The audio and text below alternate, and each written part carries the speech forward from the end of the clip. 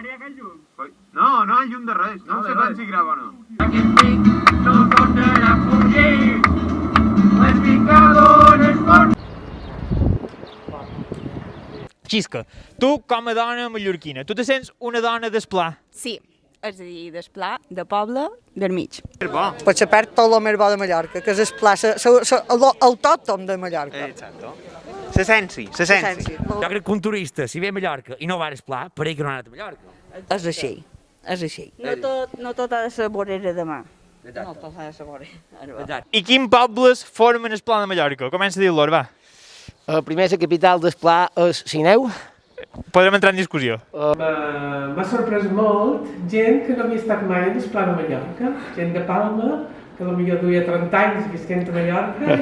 Bueno, ara tenim tot el tema de verdura, que és molt de temporada. Tota la verdura ara, fins que no hi hagi cabó, està just en el punt.